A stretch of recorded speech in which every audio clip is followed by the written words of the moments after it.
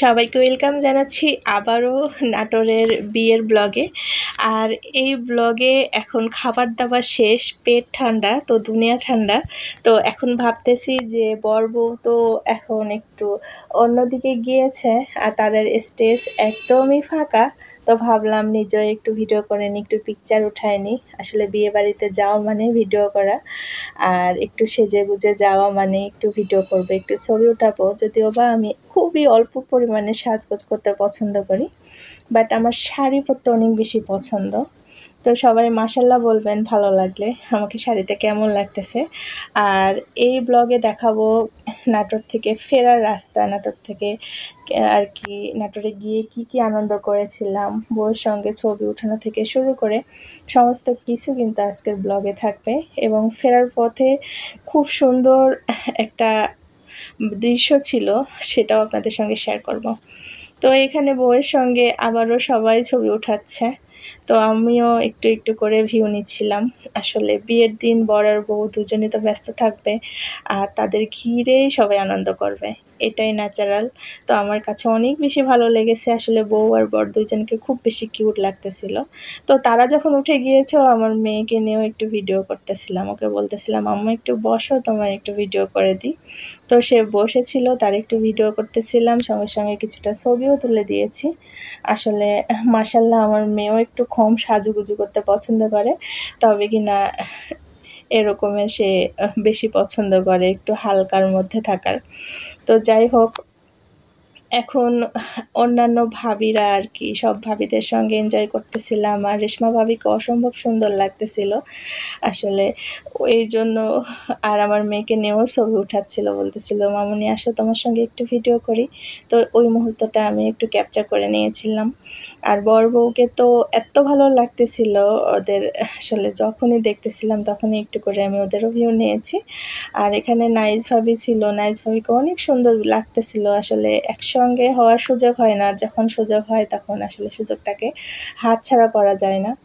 তো এখন দেখতে পাচ্ছি যে বরের জন্য খাবার টেবিল এখানে তৈরি করা হচ্ছে, কারণ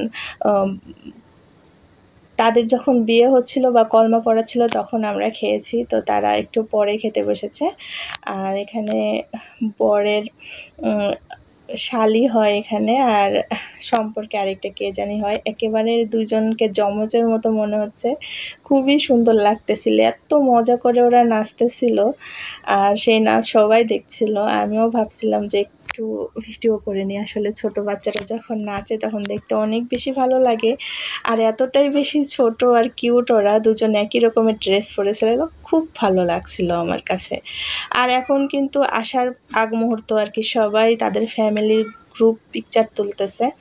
আসলে সেই মুহূর্তটা আমি একটু অল্প করে ক্যাপচার করে নিয়েছিলাম, কারণ বিয়ের সম্পূর্ণ ভিডিওটাই যেহেতু আমি আপলোড করতেছি, তো ভাবলাম যে একটু তাদের গ্রুপ ভিডিওটা হালকা করে আপনাদের সঙ্গে শেয়ার করি। আর ফ্যামিলি কত বড় দেখতেই পাচ্ছেন, তারা নিজেরা আর কি এভাবে করে পিকচার উঠাচ্ছে, ভিডিও করতেছে, অনেক বেশি ভালো লাগতেছিল। আর এদিক দিয়ে কিন্তু আমরা চলে আসবো রাজশাহীতে, সেজন্য নামতেছি আর কি। তো সাহারা প্লাজায় নেমে গিয়েছি নিচে, আর আমি একটু আশপাশের ভিউ নিচ্ছিলাম। আসলে নিজের বাবার শহর, নিজের শহর, এই জন্য একটু অন্যরকম টান নাটোরের প্রতি। নাটোরের আকাশ, নাটোরের বাতাস, নাটোরের চারিদিকে যেন মনে হচ্ছিল সব কিছুই নিজের, সব কিছুই আপন। তো এই জন্য আমি একটু অনেক দিন পর নাটোর শহরের ওপর দিয়ে কত যাওয়া আসা করি, কিন্তু নাটোর শহরে বা নাটোরে এভাবে করে দাঁড়ানো খুব কমই হয়, অনেক বছর পর নেমেছি, তো ভাবলাম যে চারিদিকের ভিউটা নিয়ে নিই।